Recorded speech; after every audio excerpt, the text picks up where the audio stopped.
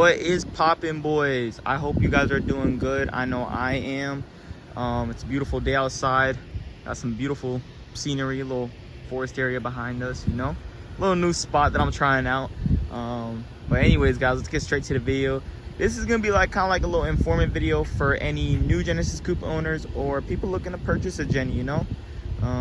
And for my boys who just like tuning in because they fuck with the car, I appreciate y'all too. But yeah, boys, let's get started on this. So this is just gonna be a few things that I personally wish I knew about the Jenny before I bought it, because honestly I didn't really do too much research on this car before I bought it. I kind of just was like, this shit is clean, sounds good, and it's a good looking car, bro. It's a luxurious coupe, you know what I mean? So I ended up saying, fuck it, I'm gonna get a Jenny. But yeah, boys, let's get started. It's just gonna be some things that, you know, new owners are probably gonna want to be educated on. It's not necessarily bad things about the car, but just little kinks and stuff that I wish I went and found out. First thing is gonna be on the front end. I'm wondering if you guys can guess it. I actually, in this lighting, you can't even really notice it, but in some other photos you can. And it's gonna be the clear coat failure on the headlights, boys. So I know you guys can see a little haziness right there. When I first got the car, it was kind of looked exactly like this, and that was about like 2 years ago. I had gotten it buffed out by Walmart because someone told me it was really cheap there and they did a good job. They did not tell me that they would kind of scuff them up, and they did scuff them up a little bit. I buffed them again, so I basically had to pay for the job twice, and then the scuffs kind of went away. It's been about a year and a half, 2 years since that, and it's came back. It's made its way back, but my car does see a lot of outside time now, more than it used to. It used to be a garage kept, or at least been in the garage every other night. So I think that has to do with sunlight and rain and all the other things that play an effect with the weather outside. And that's probably why the haziness in the clear coat is failing again. So honestly, I'm just gonna rebuff them or polish them myself. We'll see what I do with that, but that'll be another video. But that's gonna be number one for y'all, boys. Number two, actually on this side it's pretty good. I know it's on the other side. I got something that you don't even really see unless you really look at the car, but it's gonna be the clips on this car. So as you can see, got a little zip tie there. I know the car's filthy, don't mind it, but it's gonna be the clips on this car, man. The clips on this car, you gotta be really careful. Even if you are really careful, you're still probably gonna break them, because bumper clips, mine broke when I first lowered the when I went a little lower on the coils, the Godspeeds that I was on, and then I put a lip on, came out of the driveway, and it ripped the bumper. So I broke both clips on the bumper pretty easily. They were not durable at all. However, side skirt clips and stuff, everything else was good. It's just when I was stanced out, like running a negative 10, 11 camber all around, I had hit a really bad reflector in it. Like, it didn't rip off my side skirt, but it did kind of like move it out of place, and it broke the clips. So that's probably gonna be my number two, is gonna be the clips. Like I said, there's not like too many kinks with this car, but that is definitely one of them. My other two things are kind of gonna be on the inside, but I think I can speak for all Genesis owners when I talk about these two things, because I've seen some other videos and I think they kind of have the same you know, kinks or problems or whatever they would say they want to call them. So let's see. As you can see, this is a pretty big pillar. So sometimes you'll be turning and you'll be like this. So you'll just be kind of looking like halfway there, halfway there. You really don't know exactly what you're turning into, and running 5% tint all around and 30 on the windshield makes it like 10 times more difficult. So that is a bit of a blind spot. On the passenger side, obviously it's not really, because you're not really worried about that, but definitely on the driver's side it is a bit of a blind spot. I mean, let's be honest, there's a lot of cars with worse blind spots. Z's, Supras, FRS's, like there's a lot more cars with worse blind spots, but that's definitely something that I did not notice when I first drove the car. It was like probably week 2 and I was making a turn and I was like, got a little stuck for a second because I was like, am I too close? I couldn't really tell because this was in the way. But you know, you cannot get everything from one car. That's one thing you know, you gotta know. But that is probably gonna be my number 3.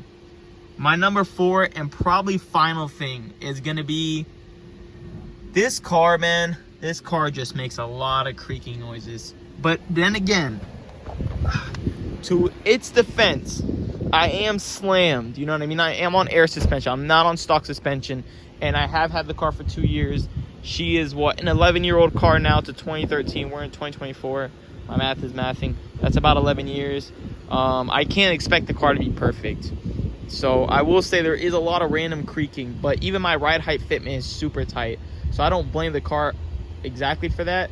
But that is something I heard other Genesis Coupe owners have. But those Genesis Coupe owners are also pretty low.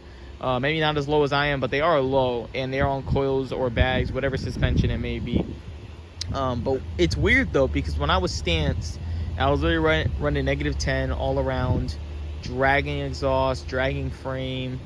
I barely heard any creaking. Like, I really would rarely just hear creaking on this side, because the fender liner and the quarter panel would be sitting in on the tire, right on the lip of the wheel almost, because I was riding like super close.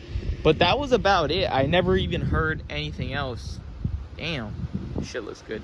But then again, I was really just scraping a lot, and I was driving with my subwoofers turned all the way up, bro. I was bumping my shit all the time, so I didn't want to hear anything. But those are just some noises that, you know, they get to me here and there, but you play some music, you're fine. They're not like unbearable noises or something like that.